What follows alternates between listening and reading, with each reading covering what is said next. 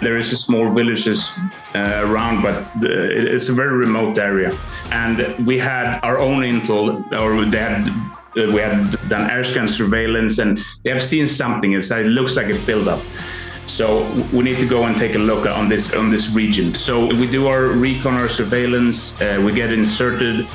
And then at the first night, we spot the Serbian Special Forces team coming across the border, and they are transmitting for a few hours to the village through line of sight. And yeah, this is going to be intense. Welcome to Combat Story. I'm Ryan Fugit, and I served Warzone tours as an Army attack helicopter pilot and CIA officer over a 15-year career. I'm fascinated by the experiences of the elite in combat. On this show, I interview some of the best to understand what combat felt like on their front lines. This is Combat Story. Today we have our first ever combat story from a Swedish Special Operations soldier and intelligence professional, Max Lauker. Max spent 20 years in the elite Swedish forces and was a plank holder for one of the predecessor units to what later became Sweden's Special Operations Group. He served multiple deployments that we cover in this episode in what I've coined as 4 missions and a funeral, to dig into more of the combat experiences and lessons while touching on the loss that comes with this line of work. Max takes us through time fighting in Iraq and Afghanistan, solo and team deployments to Latin America, doing full-cycle cross-border reconnaissance missions in the Balkans, to lonely and frankly frightening intel work in Eastern Europe and Russia. This is just a bit of the action that Max writes about in his upcoming book that he co-wrote with Antonio Garcia titled Number 788, My Experiences in Swedish Special Operations, Preparing for NATO and the War on Terror. I think you're really going to enjoy this chat with our first Swede on the show, Max Lauker. Max, thanks so much for taking the time to share your story with us today. Thank you for having me, Ryan. I'm really excited about this, and I've been looking forward to this for a long time. And obviously, for people who are listening, they won't notice this, but for those who are watching, we're taking some security precautions to obscure your face, given some of the ongoing work that you do.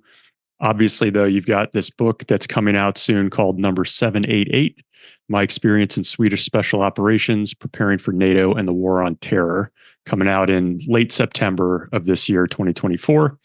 And, Max, I was wondering if we could start with, what does number 788 mean? What is the meaning of that number? Number 788. So when I did my selections, the selections for the special purpose units, that was my number. You get this little number tag, and and it's always important because you get these tiny clips to attach it, 4 of them, and if you lose your number, you're done, right? So that's basically the hardest part of the whole selection process, to keep that number with you. But so yeah, and I still have it. It's beaten up, but it's still, I still have it as a memento. That's cool. And when you're training and going through selection, where do you pin it to, like your cap, to your shirt? Where does it go? It goes on your left leg on the front, so it's very inconvenient. You're gonna be crawling, you're gonna be running, you're gonna be going up and down different things, and I mean it's just it's meant to just go. So it's really weird, but yeah. So most of our audience is familiar with the American veteran community. As I mentioned before we hit record, you're our first Swede that we're interviewing on the show, Max. So we're very grateful. And I was just wondering if you could share with us, what's it like growing up in Sweden in relation to kind of the military? How many kids end up going into the military? Is it common? We're used to the American side of things. So I'm curious what it's like over there. Yeah, it's a bit different because we haven't been a big military country, but it's always been in our culture a bit. If you look way back, we like to go to war a bit more than we do today. But when I grew up, it was downsizing, right? Around 2000, they decided to go from this, a big standing force and shrink it down and have a bit more, the tip of the sword instead. So it was a weird time. So the money was short in the army, and they were short of money, they were short of equipment, and also motivation, because it's a big cost to run an army. And if you don't do anything with it, and if people can't see the effects of it, people are going to start asking, like, why are we doing this? And what are we getting for our money? This was also in the beginning. We've always been on the peacekeeping side of things. United Nations. We've been in down in Egypt, the Balkans, all down in Africa, Congo in the 50s. So we've always been a part of that community. But now in the early 2000s, we also started to be interested in being a part of Afghanistan, Iraq, all of those things. So it made sense to size it down a bit. But when I grew up, all men did military service. It's compulsory military service. It's not a draft. It's that everybody goes. If you don't have a good excuse, or you have medical problems or something like that. So it's pretty ingrained in all Swedes that you do military service. But in the early 2000s, they were downsizing, less personnel, less recruits, all of that. So more or less, only 5,000 guys a year did their service at that point. So it was not unusual to do it, but half of my friends never did it because they didn't have an opportunity, even if they wanted. So I actually felt a bit lucky that I could do it. But for me, it was just a thing. You go and do it, and then off to university or start working, go to trade school, make something of yourself. I was never planning to stick. I actually wanted to be in the Navy. Think about that. I wanted to be a Navy guy, have the sun, the water, all of that, the Navy style of things, drive boats. But I ended up being a Ranger. So yeah, it was a different path. Why did you choose the Ranger path, and how old were you when you made that decision? So you go to this selection process when you are about 18 years old. It can be 19. It depends on if you finish school or not. So I was 18 years old, and I didn't. It kind of. I was actually on the Navy path when I went to the selection, but then it was like, because my dad, he was a Ranger also, but a coastal Ranger, and he always said, like, he was kind of an asshole, but he always said that real men, they do Ranger service. There's nothing else. And it kind of hit me when I sat there and I was I was on this test bike.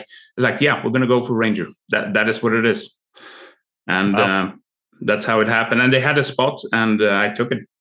Jeez. I mean, you get a bit of a choice, when you get there. They have, depending on your results and what you want, you have some options. And maybe before we get into your specific service, could you help orient kind of our more American audience to this Swedish Special Operations community? Like when you mention Rangers, we've got our own kind of vision of what a Ranger is in the U.S. Army, but what are some of the other elements of Swedish Special Operations? So I wouldn't say that the Rangers are not a part of the Special Operations community, of course, and it's a very small community, and it actually started to build and grow in the early 2000s as well. Because before that, you always, every country, small or large, they always have something, right? But for Sweden, it was more like a few good men. They had a bit of some Ranger officers and some intelligence guys, and they just, formed the group. And if something happens, we have 20, 30 good men that can do something. So it was not very organized. It was for late 90s, they started to organize this Special Protection Group, SSG. And they were like the baseline they were the start and the baseline of the special forces. Now we have something that's called SOG, Special Operations Group. So it's more of an umbrella, because before it was separate units. You had the recon component that was a special information group that was separate. We had this special protection group that was separate. So it was a bit mixed up like that. But now we have it all formed under an umbrella. And I would say that Rangers, we have paratroopers, coastal Rangers, we have the Arctic Rangers. So we have a few Ranger units. And I would say that these are seeding units into the Special Forces eventually. But it's not a requirement. You can join the Special Forces from any branch, but it's still pretty small. Think about, 100 plus guys, something like that. Wow. And you mentioned before special purpose unit. does that fit within SOG?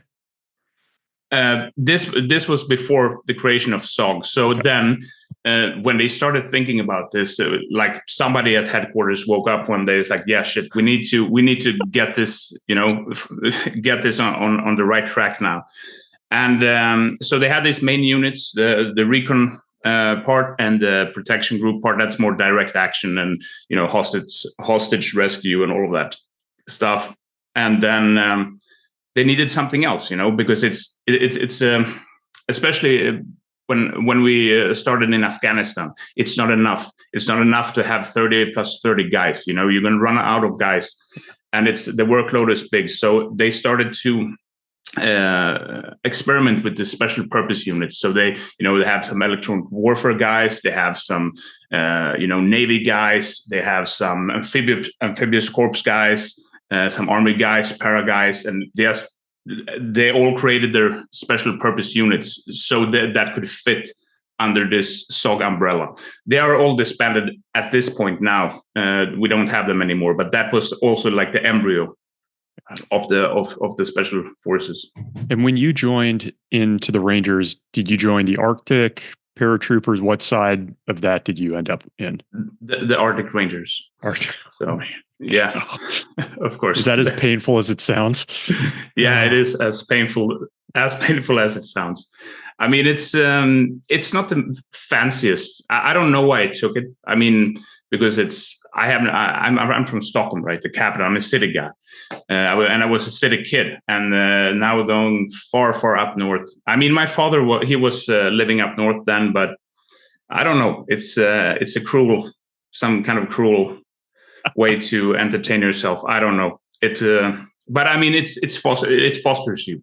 It does something for you because you don't have anything of the fanciness. It's just cold. All of your ranger training is just about surviving. The combat is intelligence, recon, everything of that's the small part of it. The big part is just being in the environment, surviving till the next day. And the selection you described, is that specific to the Arctic Ranger track? And like each track would have its own selection process, or is it one selection for Rangers and then you go and specialize? You basically have, the selection is it's a pretty crude test. It's for everything, but then it's a kind of an extra selection when you get there. And if you don't fit, you get transferred to another unit. So it's not a proper selection at that point. So the selection when, for example, number 788, that was for the special purpose units. So that's a different selection. Oh, geez. All right. So just timeline wise, because you spend a lot of time in service, Max, can you help us understand when you join, which I was under the impression it was just before 9/11, but then when do you switch over from the Ranger community to the SPUs? That was in 2004. Okay. So late 2003, because I had my basic or my military service that was 15 months. So that was 2002 to 2003. And then there was a gap because I was going to officer school. That was going to be my game. But that year they canceled officer school. And then I just got a call from my former unit commander and said, we are setting something up, something new. Are you interested? And then I got a time and a place, and it started. Okay, so I got to ask just about some of the Arctic Ranger training. Is there one element there that was just incredibly difficult to go through from a training perspective? I think it's kind of obvious, but it's the environment. I think that is. It takes some time before we get used to it, because there's a lot of field days. That's a part of the training. So you don't spend a lot of time in your barracks. You spend a lot of time in the field just to adjust to the climate. And I think that is the hard part. But then, after 6 months, after your first winter, you're good. Then you're good. I can't even imagine a Swedish winter like that, being outside the whole time. So The way I was hoping we could structure this is we had kind of communicated beforehand, Max, and just for the audience, I wanted to talk through three or four really larger mission sets that you went through. And some of those kind of Latin America to the Balkans, Iraq, Eastern Europe. But I also just want to make sure we're doing justice to the timeline here. Do all of those end up taking place while you're part of the special purpose unit? Yes. Okay. So maybe before we get into those, can you I'm sure our audience has not heard this, and I don't know how much you can say. So whatever you're able to talk about, can you just describe the selection process, how hard it is, how you made it through, kind of what you learned about yourself in that process? For the special purpose units. Yeah. Just a quick word from our sponsor, Delete Me, and we'll get right back to this combat story. Having spent many years in the security space, I'm acutely aware of how much personal information is floating around on the web and what bad actors can do with it, from identity theft to phishing, harassment, doxing, unwanted spam calls, and more. That's why I personally recommend Delete Me. Delete Me finds and removes any personal information you don't want online and makes sure it stays off. Sign up and provide Delete Me with exactly what information you want deleted, and their experts take it from there. I love the regular, personalized privacy reports they send me, showing what info they found, where they found it, and what they removed. Delete Me isn't just a one-time service. Delete Me is always working for you, constantly monitoring and removing the personal information you don't want on the internet. Take control of your data, keep your private life private by signing up for Delete Me. Now, at a special discount for our listeners, today get 20% off your Delete Me plan by texting COMBAT to 64000. Text COMBAT to 64,000. The only way to get 20% off is to text COMBAT to 64,000. That's COMBAT to 64,000. Disclaimer, message and data rates may apply. See terms for details. And now, back to this combat story. Yeah, it was something new for everyone. So basically, and you can hear of the structure, it was the Wild West back then. So nobody really knew what they were doing, and this was an initiative from a few officers at the regiment. So they had a bit of backing from headquarters, but they just sat down and it's like, we're going to do a 2-week selection. They based it on some international standards, SIS, Navy SEALs. They just took ideas from there and then they put it together. So it was like an experiment. It was not very refined, but it was rough. It was rough. It was definitely one of the more challenging things I've done. And then I was fresh out of Arctic Ranger training, 15 months, and it was still challenging. So it was an interesting selection, and there was a lot of older guys because they had an age requirement. The age requirement was 23 because they wanted to have a bit more maturity. So they had to use mostly people who graduated from Ranger School 1 or 2 or 3 years ago, and maybe now they work in law enforcement or they were officers already. So, and I think for them, I think it was a shock almost, because then you have been a civilian for 1 or 2 years, right? Because I was actually still in it. So, everything with the gear, keeping up with the military pace, that was not the problem, but it was really, really challenging. And it's still one of the most challenging things I've done in the military so far. And I would assume lots of, physically demanding, also kind of long ruck marches, land nav, that sort of thing that we hear with kind of SAS, Delta, Green Berets, that sort of thing. Yes, exactly like that. And I think one of the more challenging things we had, we had been, marching for a few days and nights. We were really tired, lack of sleep, lack of food, and they took us to a bunker, a bunker complex, old, abandoned kind of bunker system, and they took us in one by one. It was pitch dark, and the instructor he said, I'm gonna show you a map for 10 seconds, and when the light goes out, you're on your own.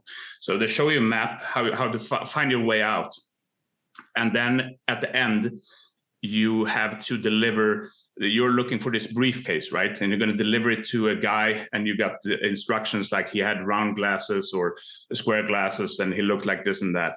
So then when the light goes out, you have to, I try to count the doors, and, you feel your way through, and then you end up in a room, which is, where the briefcase is, but then they turn on the light and you have two guys in Redman suits just beating you. Just beating the shit out of you for like 2-3 minutes, and then somebody just shouts out, out, out, and you go out, and then you have to assemble a carbine. There's smoke, explosions. It's an assault course, 500-meter assault course, and then they just force you, like, hand over the case, and you have like 10 guys in front of you. Hand over the case to the right guy. Things like that. So it was very challenging. It's a lot of mental challenges, and they want to see that you're on board all the time, but that was a good one. Once you get through that 2 to 3 week selection, they take you then through a longer kind of training period, or are you immediately into the unit at that point? No, then it's after that it's 1.5 years of training, more or less.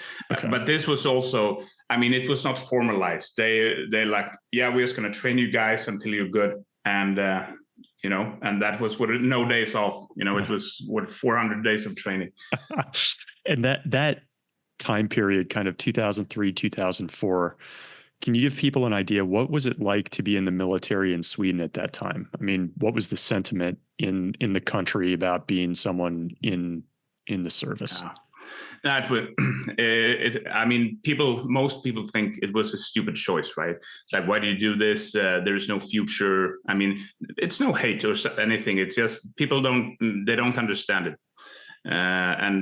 Because it's so different if you go to the UK, if you go to even Germany or France, the United States, because they appreciate it.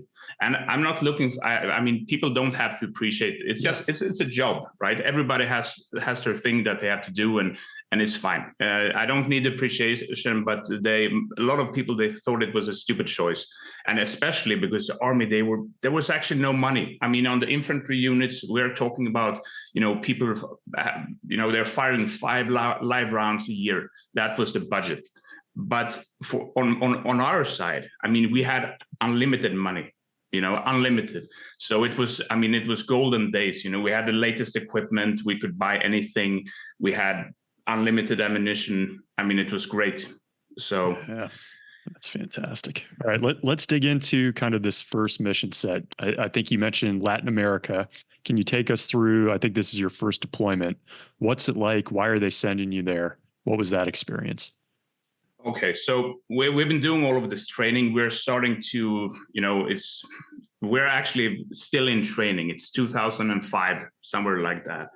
And everybody is curious, what's going to happen with this unit? Where are we going to go? When are we going to go? Everybody wants to go get out and get some action. And what happens is that we are sent to the UK to do some close protection training. We train a bit with the Brits as well.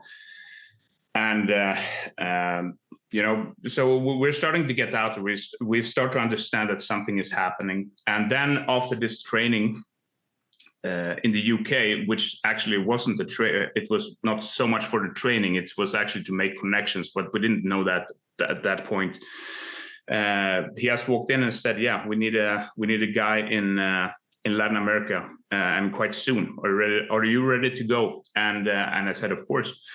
And so I went by myself to Panama, and I stayed there to prepare for the team to arrive for 2 months. And then we went to Colombia and worked with Americans, actually. So that was a very unexpected mission. We were still in training. It was very ad hoc, but also the commanders of this special purpose unit, they understand that if we don't show headquarters that we are doing something, that we can do something, and that we are, that we are a force to be reckoned with, they're gonna shut us down. So they had to be bold and brave in their moves. And a lot of this doesn't come from, you know, the official channels. It's private connections, their friends, their own network. So this is basically a story about officers trying, you know, to save their own jobs by making it happen. So it's like a startup almost, like they got to get traction. Exactly. Interesting. Exactly like that. So when they told you, oh, sorry, go ahead, Max. No, so it was very weird because, you know, you just take one of the guys. I was better suited, they thought, for some reason, and I just went. And I mean, that is how it was then. You know, here's an envelope with money. I think it should be enough. You know, we will let you know what's going to happen. So it was very ad hoc like that. And one of my first missions there, I created myself. It was not not even for the army, because I made connections with a private security guy, also American, ex-spook, and he was running his own operation down there. And I was just, one day where I was sitting on a plane to Venezuela, and I created my own op. Like, it was insane. And I'm what, 24, 25 years old. And I'm like, what is going on? And I remember today still, I mean, I sent an email to back home. And I just said, I'm going out on a trip over the weekend. If I'm not back by next week, do something. Because I couldn't tell them either. I can't tell them that I'm starting up my own stuff and start working for this other guy. But it turned out well. They became a great part of my network and are still today. And that email you sent was to your headquarters? Or to your unit. Yeah, to my unit, to the major, because I was just supposed to be there and, do some groundwork, get the hang of things, prepare for a team to arrive in Colombia. And, yes, it's simple like that. And I started to work for this guy, which was weird, but that was how it was back then. Was the idea that you guys would be doing like counter narcotics? I mean, why choose that part of the world for your first assignment? What were the ops you would end up running? I think they choose that because the major that was running the special purpose unit, he had a personal connection with the Americans since, I don't know, I think he worked in as a liaison officer, maybe in the UK or in the US, and he had some private connections. And we needed some time. We needed to get some mission time. So it's basically counter narcotics, surveillance. I mean, you've been running it down there on what's the name? FOB La Randia. I think seventh Special Operations, Special Forces Group. Yeah. So they have been because they are doing the mentoring and the training, because they have this thing. The Colombians, they do 90 days of mission, 90 days of training, 90 days of mission, and they rotate. And you were helping out with that, and we were helping out with that, and running some reconnaissance and stuff like that. Can you take us through, obviously you don't have to go into detail, but just like the feeling of that first time you're running a mission where there could be some danger in Latin America? Like, you're on your own, it sounds like, doing this. We are on our own. It's half official. I mean, it's not government these are not government sanctioned missions. These are sanctioned, or this is just made up by a major. And we had a general at headquarters, intelligence guy. He was also in the background, like, I approve of this. If it goes south, you're on your own. But if it goes well, I will approve of this. So, and I'll take the credit. So it was a big risk. I mean, it was a big risk. It was a huge risk. But when you're 24, 25 years old, you don't realize that. You don't think about it. You just go because you think it's all, it's fun and games, and nobody's going to get hurt. And we didn't. Or nobody got hurt at that point either. So. And on that plane to Venezuela, like, what are you going there to do in that one? And if you can't say, don't worry about it, Max, but whatever you can say. No, so basically it was a manhunt. We were picking up a guy and he was going to be taken out of the country. Also very interesting mission. totally insane. 24 years old, no approval from your own unit. You set this up yourself, and then suddenly you're part of something bigger. So yeah, that was interesting, definitely, because things like this, they can go south in a blink of in a second. So I mean, it's just stupid. Don't do that. If anyone is planning to do this, don't do it. Just do the regular stuff. It's not worth it. Are you able to explain what happened on that op, Max? Is it in the book? Can you talk us through it? Yeah, that'd be great. It's in the book. So basically, I mean, just to get some background. Yeah. When I was in Panama, I was looking for some language courses, just learning the ropes, and I got in contact with this guy who ran this security firm. But of course, his security firm was probably more a cover for something else. But anyways, I was involved in this, and we had a small team, 5 guys. It was 2 locals and a Ukrainian guy, myself, and a Brit. So we flew over to basically to go at this agricultural expo, or some kind of farming expo, and that was our cover. And then we set up. We only had the date when he was coming. This guy. So we set up Reconnaissance, and we had surveillance over the airport, and we picked him up and we trailed him. He was living in the shady parts of outside Caracas, and we monitored him for a few days because we knew that he was going further into the interior, and that's going to be rough for us. So we had surveillance for 1 or 2 days, and then we picked him up. We just knocked on his door and grabbed him and took him, and then we drove to an airport that it was 7 hours away, and we loaded him and we went to Panama, and some other guys took him. And these are people you had just met that you were working with, basically. Like, you've known them for a month or 2. Yeah, and I still to this day I don't understand if they were just like one guy short, because I didn't have any value. I mean, if you do something like this, I mean, you plan it for weeks, months. You have professionals, you have a tight team. And I'm like, what am I doing here? Why did you even pick me? And I don't know, but I think, I think they were one guy short. Like, we need 2 more hands. Boom, that's it. Wow.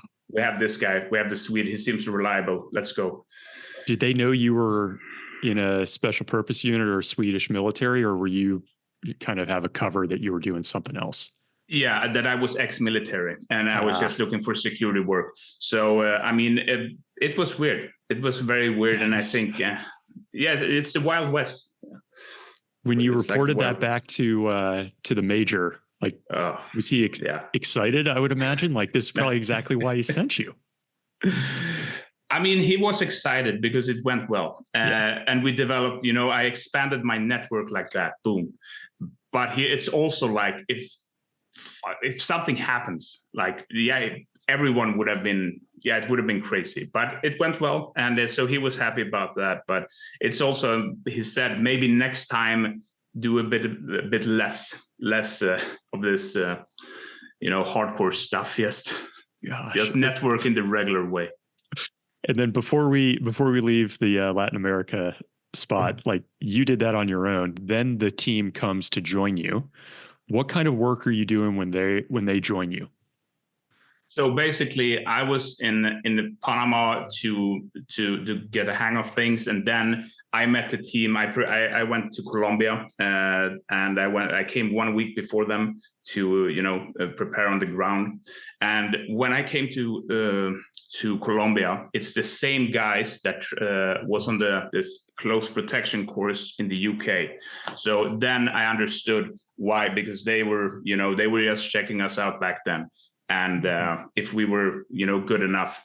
And so it's the same guys. And then we had spent a few weeks training in Bogota on a military installation. And then we were flown out to La Randea. And you're kind of doing the deployments with the Colombians. Yes, with the Colombians, but also for ourselves, because they were we had good we had our own like setup with video recording, photo, all of that, which was quite good at the time. So they were interested in that. So a lot of heli recon and stuff like that. It was and also deployment with the Colombians. So and mentoring. This must have been effectively the first kind of team deployment of this unit, it sounds like. Yes, absolutely. I mean, that's pretty special to have been a part of in your country's history, I would imagine. Oh, definitely. Definitely. And I think, I mean, and these are, I mean, nobody knows that this ever happened. So, I mean, this book is basically, I think, the first account of anything like this, because, you know, it's not that it's secret. It's just on a download. They don't want to, you know, nobody's interested. Yeah. Well, I think people are going to be interested. Yeah, I hope so. I mean, and it's not the first time it happens. It has happened many times after that. So it happens. It's not just the big ones. You know, it's not just Afghanistan, Iraq, the Balkans. We have more stuff going on, but usually on a smaller scale like this. Yeah. So I don't know. One of the first missions that you do as a team, can you take us through one of those? Like, this is right out of training. This is the first SPU that's kind of downrange. What was that like operating as a team for the first time actually in the field?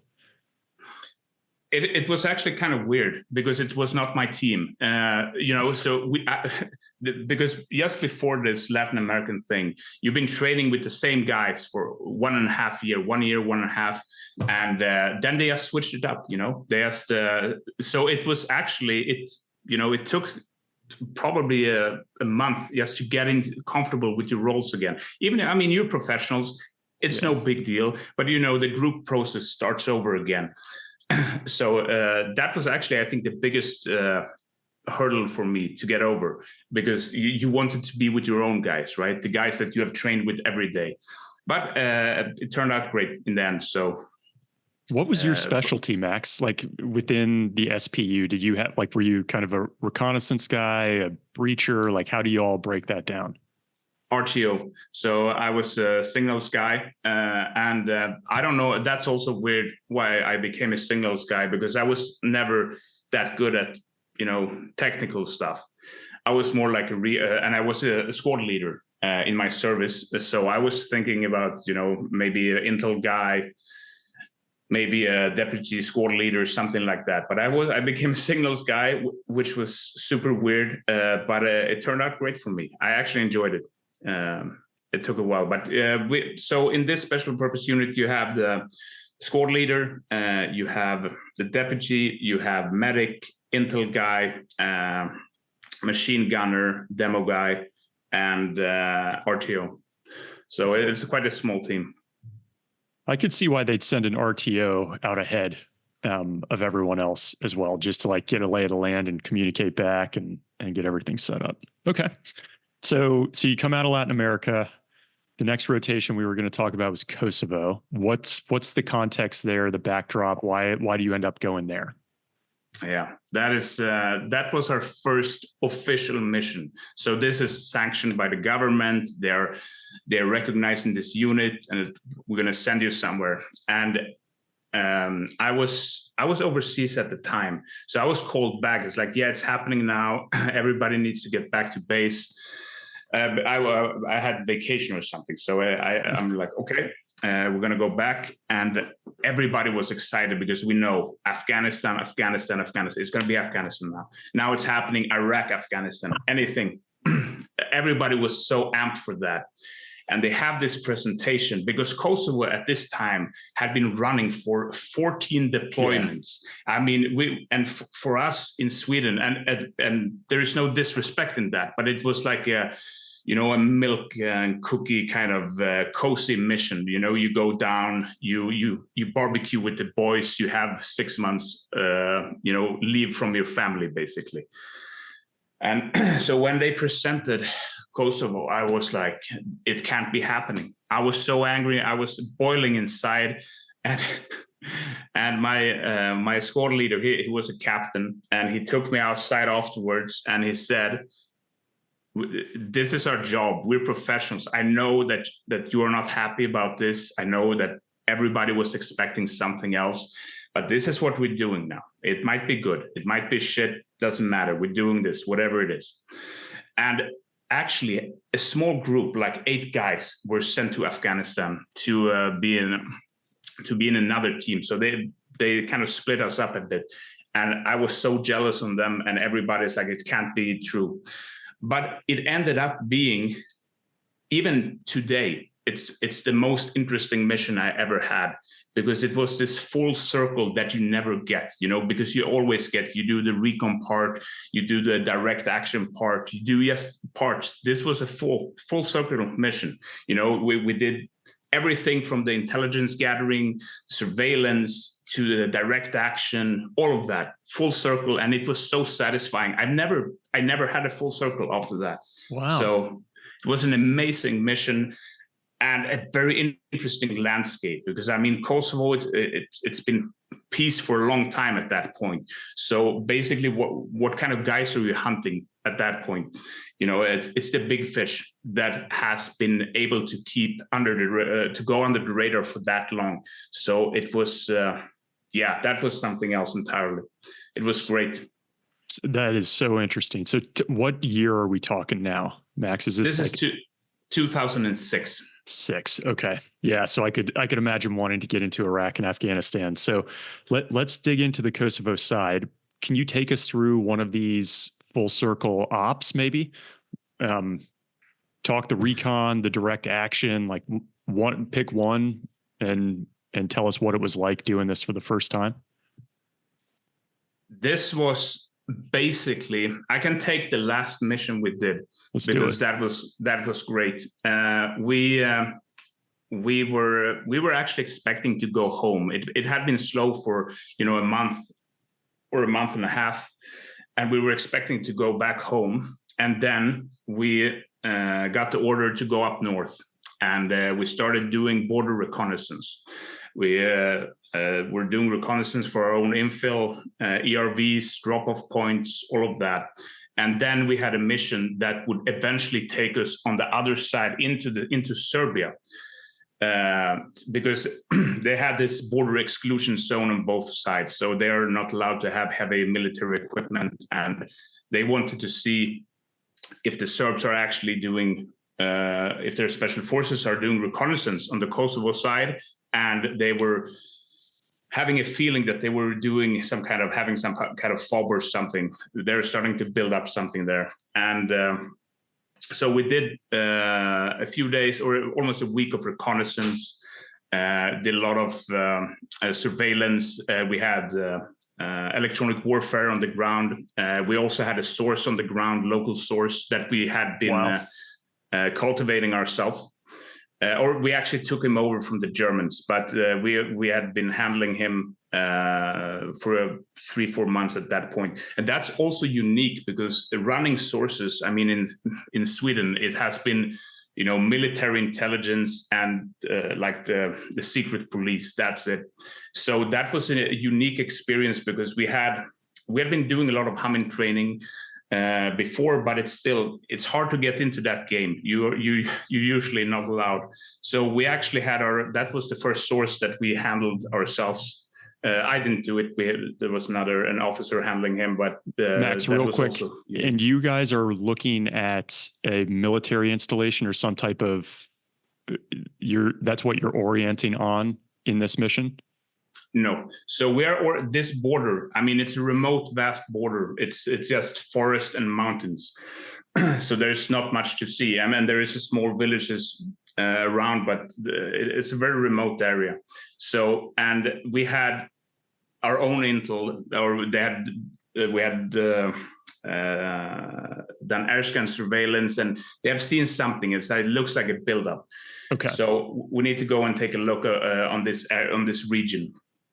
And so we do our recon, our surveillance, we get inserted, And then at the first night, we spot the Serbian Special Forces team coming across the border, and they are transmitting for a few hours to the village through line of sight. And it's like, yeah, shit, this is going to be intense.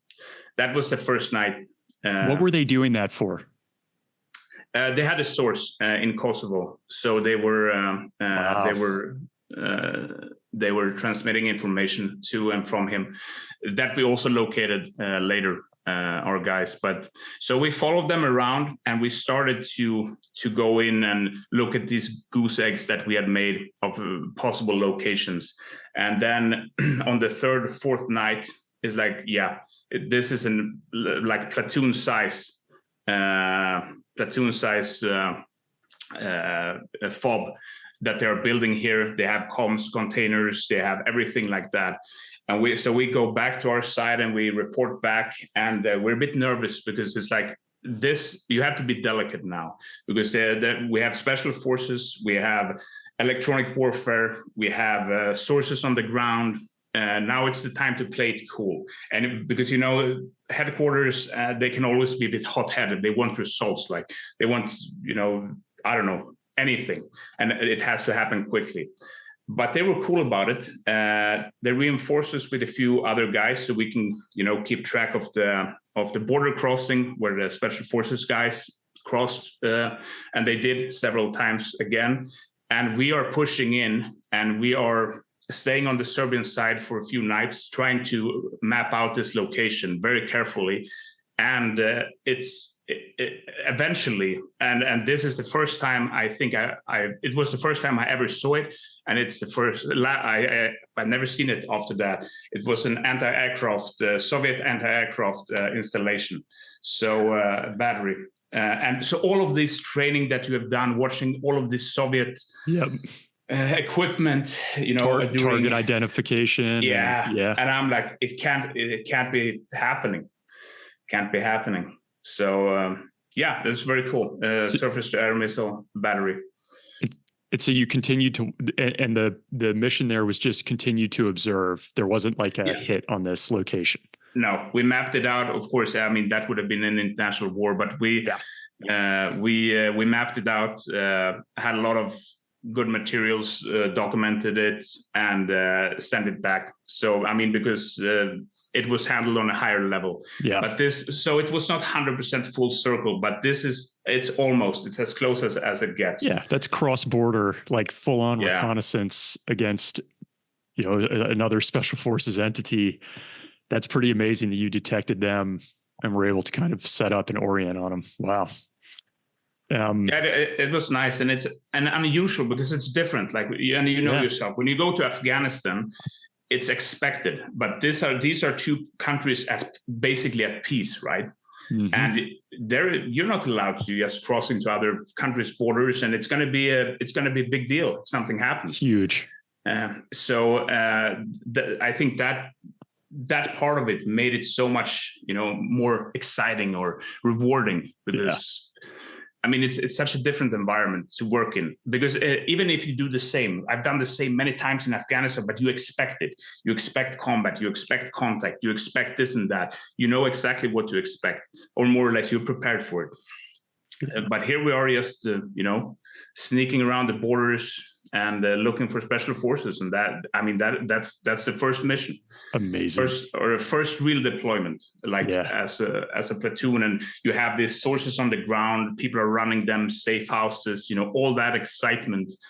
So I couldn't ask for anything better, actually. That's great. So you came back from that happier than when you were told you were going, it sounds like. Yeah. He said, my captain, he said to me, it wasn't that bad after all. And so we had that. And also, it's also in the book, but we also had, we were looking for two money men that was connected to 9/11. So that we also found. Wow. That we found and handed. Of course, we didn't do anything. We handed them over to you guys. But that was also a mission that we did in Kosovo that also was extremely rewarding. That is amazing. Rewarding. Okay, that's another reason for people to get this book. So let's pivot then, Max, to Iraq. And as we were kind of prepping for this, you mentioned this is one of the more dangerous experiences you have, but it sounds like you're finally getting downrange to one of those war zones. Yeah. So after our deployment in Kosovo, we immediately prepared for Afghanistan after that. And we're going to have a good 5, 6, 7 years of rotation in the Middle East, basically. So like most countries, I mean, that's the hot spot. But I did this Iraq thing because we did some mentoring in Iraq where we didn't have a big contribution in Iraq. We did some mentoring and a bit of surveillance for ourselves and for others, but it was a small contribution. But what happened is that we're ordered to go down to Kuwait, and we're just going to wait there for a while. And there is a shipping company or a truck company, logistics company that's going to be at the front. And then one day it says, yeah, you're going to go and do a route recce to Basra. And then we're 4 guys, we're just 4 guys. We were also just told to go there and prepare. And then, now we have, AK-47s and we're apparently rolling to Basra. That was insane because also the unpreparedness, the ad hoc feeling, nobody's just like, you're just going to roll.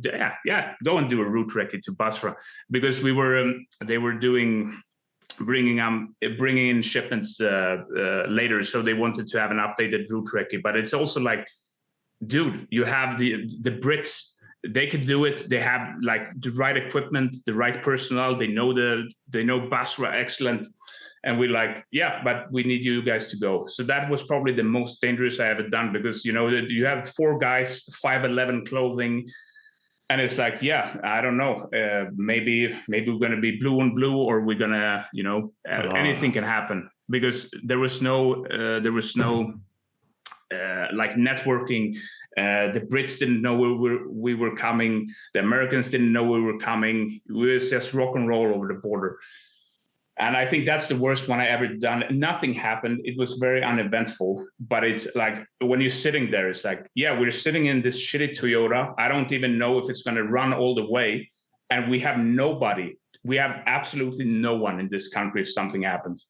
Absolutely nothing. Oh, it would have been better to be a security contractor, a PMC guy in that environment. But that was also one of those that shows how little planning, or when you don't have an official structure, people, they want to do stuff and it just happens. It's like they have an idea. It's like, I think we're going to do this today. And then it just happens because there is no, nobody's checking if this is sound. And I mean, that's the army for you in many cases, but this was extreme. So that was one of the absolute worst experiences, but it was also interesting. In those, 6 to 7 rotations that you mentioned to the Middle East, since we've covered some of the intel side, the recce side, and I think when we get to Eastern Europe, there's more of the intel. When we're talking the Middle East, do you have an operation that comes to mind or a mission set that you end up doing where maybe it's direct action, one of your first firefights, something like that you still think back on? Yes, and the problem with Afghanistan is that it's a bit of a sensitive area still because it's too fresh. And that's also why I haven't covered this in the book. But it was. I would say that it was more regular work in Afghanistan, more, what you would expect. And we were operating a lot in the north, out of Masar. So it's a very different environment than Kandahar or Helmand province, for example. So it was very different. It was much more on the intel side for us. We did a few direct actions, of course. That's unavoidable, but a lot of mentoring and a lot of intel. On those direct actions, are you doing helo insertions for these, or is it mainly ground infills? It is. It's funny that you mentioned that. Mostly ground, and that is because I don't know if you know, but Sweden, we had at that time, we had helicopters in Afghanistan, but they couldn't. They could only do strategical airlifts, right? No hot insertions, nothing like that. Just high and safe. So it was basically, and that's not the pilot's fault. Of course, it was a government decision. So it sucked. So we were relying on the Germans and the Americans because they were the only ones flying. So yeah, we did a lot of heli work with mainly with the Germans. But unfortunately, we didn't have our own resource. So it was a lot of ground infill, and that is, I mean, it sucks. You know how it is. Especially in Afghanistan. Yes, it sucks. So, but that was better with time. So eventually we got our own helicopter capability, and it became better towards the end. Was the unit pretty proficient at a direct action type mission set? If it doesn't happen that frequently, but it sounds like you had to be prepared for it and you had trained for it. Yeah, I mean, of course, you train for it. It was not our bread and butter.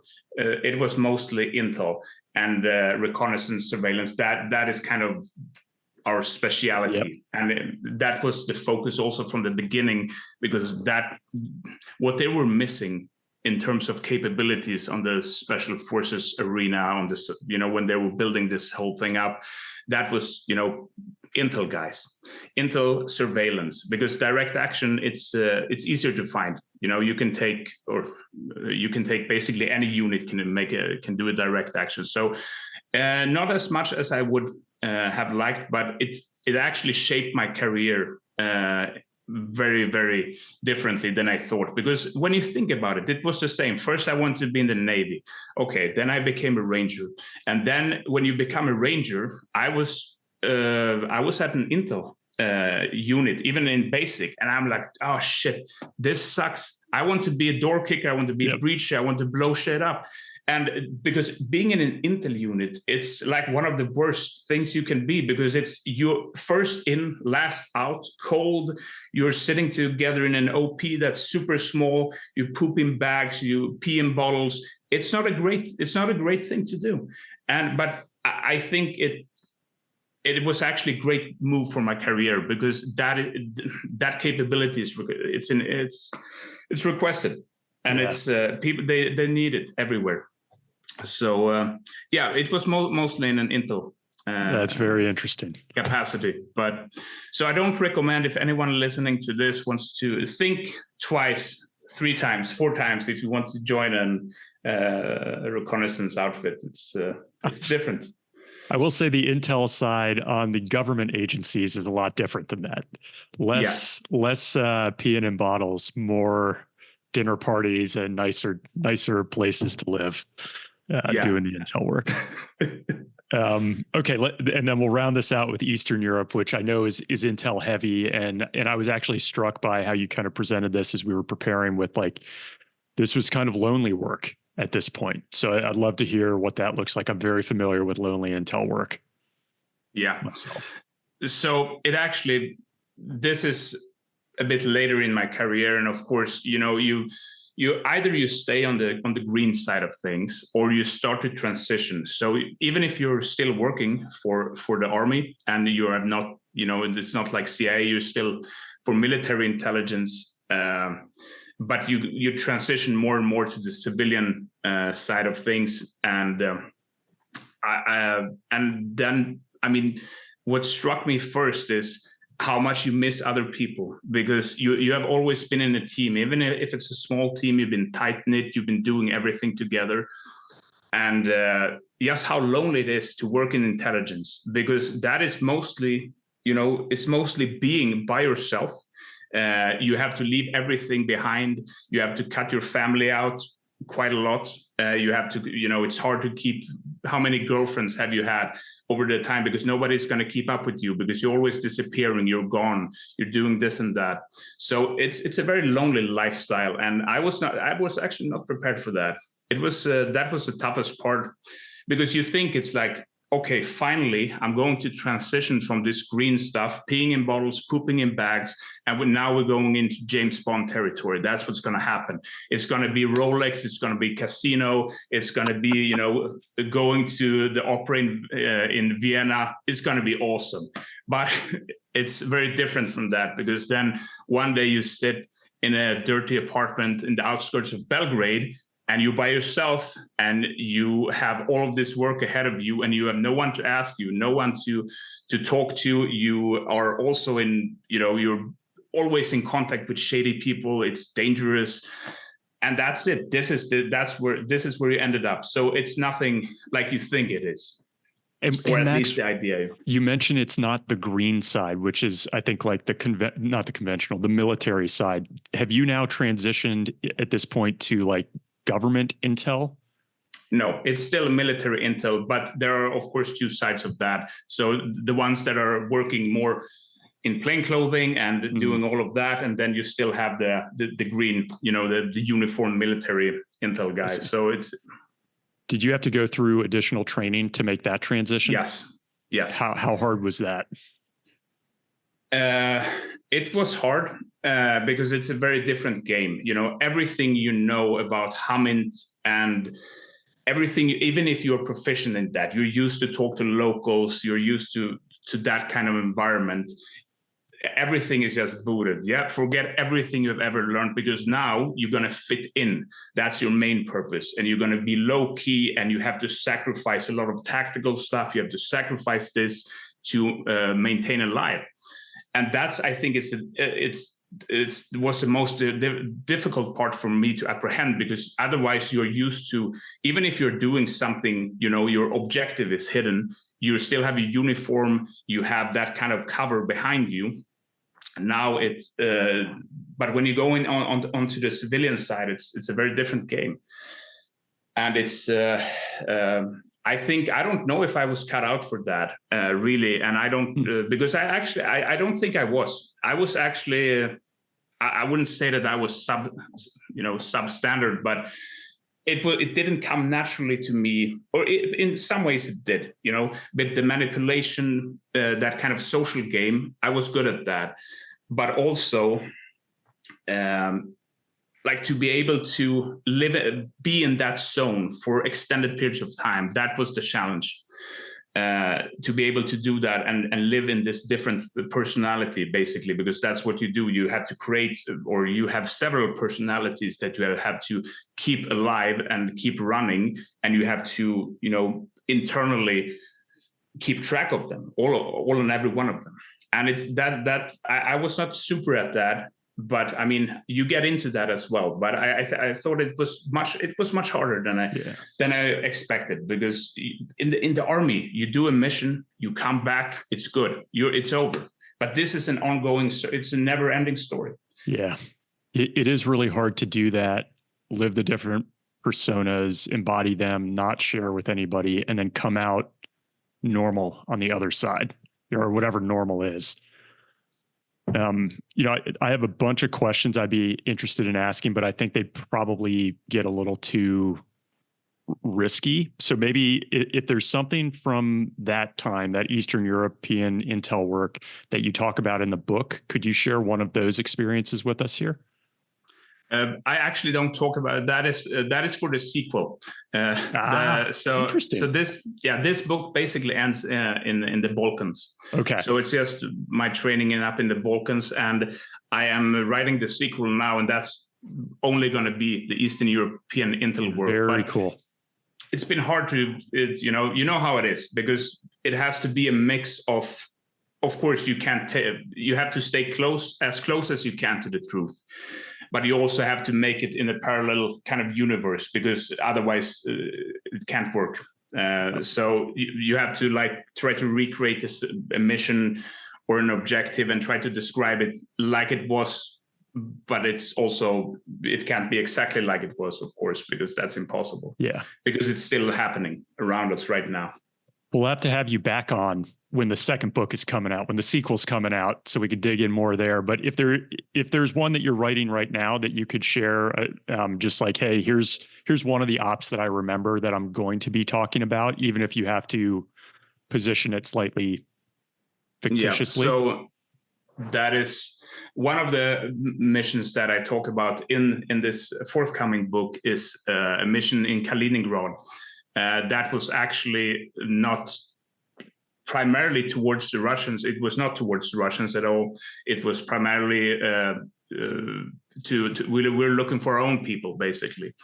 And that was it's a rough environment, and just flying in to Kaliningrad, and if something goes down here, I mean, this is not Europe. This is not, I mean, anywhere else. Even I'd rather be in Syria because it's easier.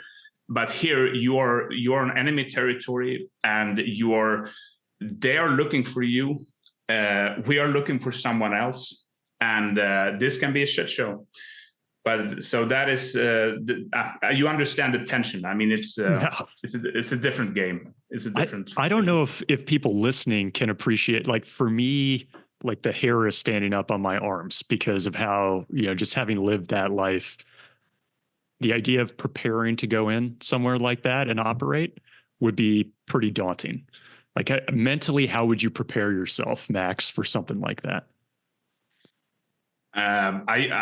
I don't actually. That is my preparation, is that I don't, because if I do think about it in a sound way, there is no chance in the world that you can convince me to do it. That's the problem. You have to start. You can start thinking about it when you're on the plane, and then because then there's no turning back. So I think basically for those kind of things, it's hard. I don't think I can prepare. I usually never. Of course, you prepare your stuff. You do all your mission preparations, your mission prep. But I never think about the logical side about it because there is none. You're standing at the passport control, and it's like, yeah, maybe it works, or maybe it's 25 years in prison. Yeah, I don't know. And nobody ever hears from you again. Did you detect surveillance while you were there? Yeah, of course. I mean, they are pretty. They're good. I mean, they keep good track of people, but then of course, as you have to rely on that, there are they track any foreigner. And especially if you go into, I mean, Kaliningrad, it's a big military base. They will keep good track of you, even and not just because they suspect something. It's just because you're a foreigner. Because what kind of business do you actually have there? You're gonna look at the beautiful beaches and the Baltic Sea? No. So when you see somebody surveilling you in that environment, when you're kind of living this cover, are you worried that they might roll you up?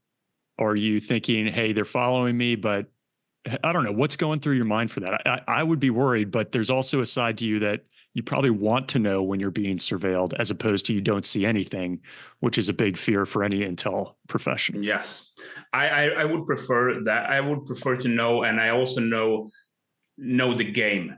And I think, and my hope is that as long as I mind my own business and I'm reasonably clear with my intentions, and they can feel that, then they're just going to look at me, and that's that.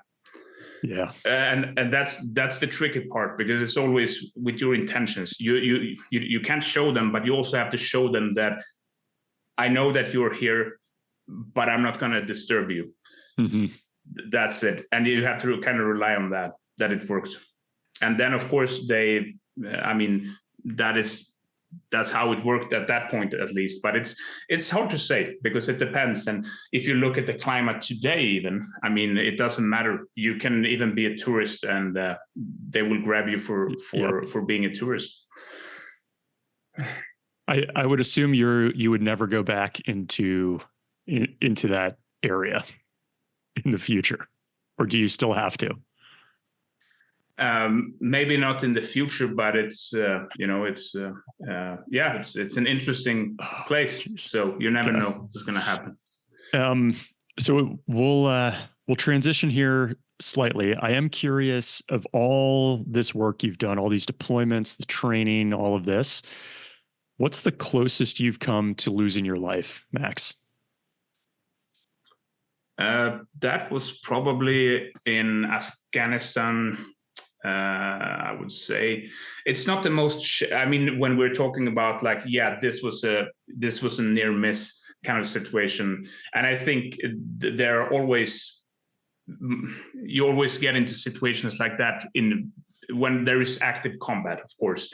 But I wouldn't say that it's the hairiest situation I had, because I have had much more hairier situations when it's like, yeah, maybe, I will be executed in this back alley in Kabul or something like that. But it's just kind of, it's not imaginary, but it's a threat that doesn't show itself, at least. But we had a few IEDs, of course, in Afghanistan. That was reasonably close. We had once we had an RPG that got stuck in the hood, and it never exploded. No way. Yeah, that was that of was a thin-skinned vehicle, or like a military vehicle?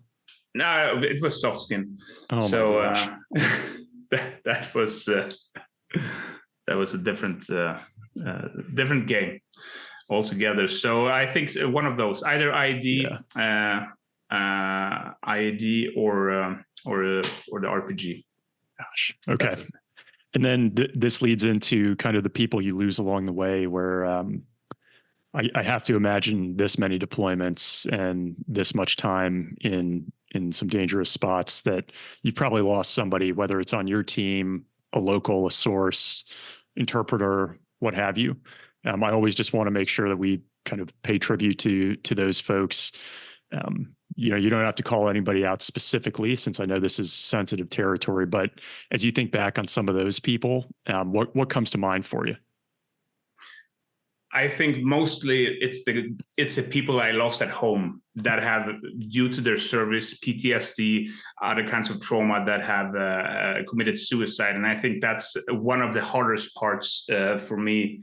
Because sometimes you in combat, things happen, but they actually died doing something that they enjoyed. But they were doing their work and they were with their team. But when you commit suicide at home, you're depressed, you're alone, you have no one to talk to, or you think you have no one to talk to. You actually have. Just pick up the phone, and then you think, what could I have done? Why didn't I recognize this? What actually happened? What went through these people's minds? How could I have helped? How could I have saved them? Because that's the hardest part, I think, and I think that's what's hurt me most when people commit suicide. And I think I have probably lost more to that than in actual combat. And I think, that's a hard one. Are some of those, I don't know how many you have, and I'm not asking how many, but I think this is just common with the folks I've interviewed and myself as well. But for the people that come to mind for you who took their own lives, did you see it coming for any of them, or was it just so surprising? Yeah, it's usually pretty surprising. If I think about one of them, he was in a bad condition, bad state, and he came to me. I don't know, a year before that, I met him, and he has called me one day and said, I'm 3 hours away. Can you pick me up? And he was just in the forest, like, he had this regular clothing on, and you could see he'd been out in the forest for days. He was dirty and he hadn't eaten and he was in bad shape. And I took him home, and he stayed with me for a few weeks. And then I sent him on his way up to Stockholm. He was going to try to get some work or reconnect with his family or something. And he seemed like, it is good now. It was just a dip. But I was, in retrospect, I feel that I could have done so much more, because when you have a guy in that shape, you have to follow up closely. You have to connect with his parents. You have to reach out to his friends where he's going. You have to monitor that, because he's in a downward spiral. So I was, but it was shock. I was sure he worked in counterintelligence, and it took a toll on him It was the loneliness, really hard. kind of the duplicity, the manipulation, all of that. Yeah. And so, I mean, and you don't know exactly how it is, because you're always at risk losing a part, or you kind of lose a part of yourself when you are manipulating, you are lying, you're living different lives with different personalities, and you're always trying to get something from someone. And even if you try to separate these two things, it's always gonna take something from you that you will never get back, or maybe you can heal it. I don't know, but it's always gonna, it messes with your head. And I mean, it's not really good work for anyone. It's not a work that anyone should do, because you can't come out whole on the other side. Yeah. But then, of course, it can be more or less. But I can easily see how it happens like that, because he had a lot of very intense operations under his belt. And the problem with this is the government kind of abandoned him, and they put him in a mental institution for a part. And they didn't help. They didn't do their part. Especially counterintel. I mean, you can't trust anything or anyone in that world. Like in intel in general, you don't trust many people, but especially in counterintel. Yeah. Wow. I mean, the paranoia is your friend. Yeah, that's right. That's a good way to say it. So Max, we'll round out here in just a moment, but I'm just curious, what was the origin or desire to write the book for you? I didn't have a desire. So I had a mutual friend, my friend Tony. I didn't know him at the time. He and I had a mutual friend down in South Africa, a military guy, and his colonel now, I think. He was a major back then, and he said, "You have to write something. Write your." Even 10 years ago, he said, "Write a book. You have good stories, and you have something to tell." And I said, "Nah, I don't know what to do. I mean, I don't know how to start. I don't know whatever." And then 2022, he called me again, and he reminded me, "You should write that book." Wow. And I said, "Okay, but I don't know how to start." And he said, "Don't worry, here, I have a guy for you." So he connected me with Tony, and he's been writing 4 books already. He's also an ex-officer from the South African Defense Forces, and he helped me. So he was a co-author and an editor, and I was the main author. But so then I just started. I sat down. I was in the Balkans also on other work, and I had a bit of a downtime. So I sat down for 3 months, and then it was done. So was it not that hard, well. Max? I mean, no, I've heard it's very difficult to write a book. No, I mean, I thought it would be. I was scared, and I'm like, how am I going to tackle this? I don't know what to do. And then I opened my computer, and then it's like, okay, let's start from the beginning. And then 3 months later, it was done. That's great. Yeah. So it was a very different experience for me, because I expected it to be kind of shit and, a struggle, challenge, boring, whatever. But it wasn't any of those. It was really satisfying. Yeah. When you were writing some of those stories up, could you kind of feel yourself like getting back into those moments? Oh yeah, I mean it's like it's like rewinding your life, mm-hmm. And it's pretty great actually. Sometimes it's not so great, but it's it's both good and bad memories. But I enjoy that, to relive it a bit, because it's also this is in the beginning.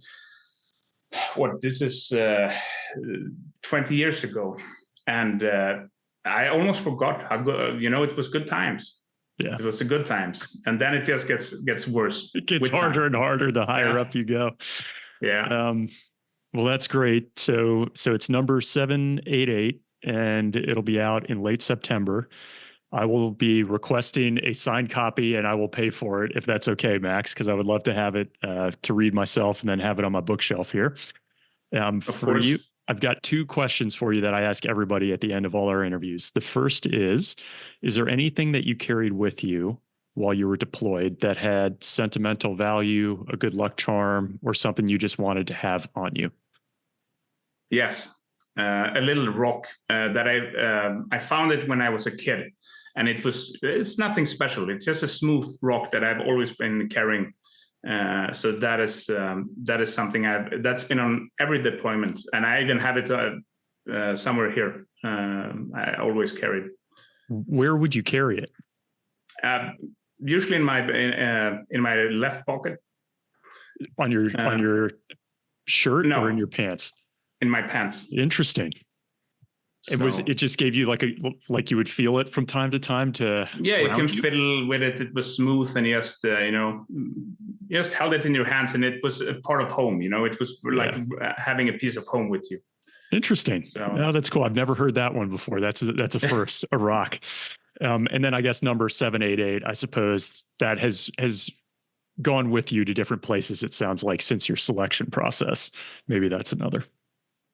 Yeah. And then the last question is, looking back on 20 years of some near death, losing people you care about, lots of close calls, lots of highs and lows, it sounds like. As you look back on that time, would you do it again?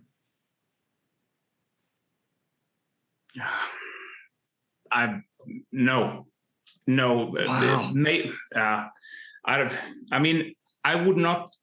I would like to have the experiences I have now, because you look at life differently. But sometimes, at least, I think about it, and I would like, some of this stuff I don't want to know. I would just be. You could live in bliss for some reason. But no, probably I would do it again. But it's not 100. It's not like 100%, because it changes you. I mean.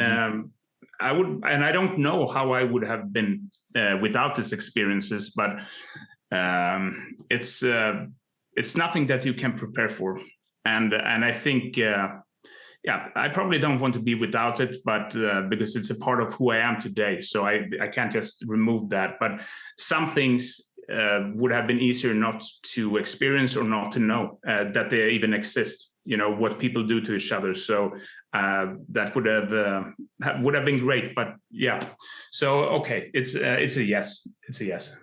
What do you think you would have done if you didn't join the military? Like, what would your life have been? Oh, I know exactly what I would have been. A sea captain. Really? Sea captain, yes. Sea captain. Cruise ship, being out on the ocean. Yeah, I would love that. Are you going to do that one day, you think? Like, would you go and get certified? I have applied for sea captain school 5 times. I've been accepted 5 times. I have declined 5 times. So I don't think it's possible to do it. I think you just kind of institutionalize where you're at now. You have to just go down this path. That is interesting. So, Max, where can people find you? Or maybe you don't want them to find you online and they should just look for the book, but I want to make sure I just ask if there's any social media you want to point people to. So I'm running with Tony this, we call it Underground Strategy. So that's basically our writing hub for Tony's books, my books, and we also write quite a few articles, war diaries and combat diaries. So that's a good way to, if you want to reach out, or if you want to connect, if you just want to talk, veterans or anyone is welcome. How do they find it? Undergroundstrategy.com. Yeah. Okay. Or it's the same handle on Instagram also. Okay. So got it. And I'm also on Max Lauker on Instagram. All right. Perfect. Max, thanks so much, man. This was a blast. Our first Swede on the show. This was a lot of fun, and I can't wait to get my hands on the book. And I think a lot of people who listen to this are going to be very excited for this. So thank you. Thank you, Ryan. I had a really good time, and I've been really excited. I've been looking forward to this for a long time because I enjoy your content, and it was an honor. Thank you. I hope you enjoyed that combat story with our first ever Swede on the show. I definitely think we'll try to have Max back for his sequel. I'd love to dig in more on the intel work in Eastern Europe and just the way he described going into to Russia sent chills up my spine, having been an intel professional myself. And I think a lot of what he was mentioning about losing yourself as part of that intel role rings very true, and probably many of us can relate. With that, just one comment I wanted to share, which was a 5-star review on Apple Podcasts, which was from 667V. Says, great show, love it. Thank you for taking the time to leave that. As always, greatly appreciate you all sticking with us. You can check out our newsletter at combatstory.com/newsletter. It goes out, try to go every week with that. What we're doing, some quotes, something funny, something I might be reading. I will definitely be reading number 788 once I get my hands on it. And you can find the link on Amazon in the description to figure that out too. And with that, hope you all have a great rest of your day, wherever you are in the world. And as always, stay safe.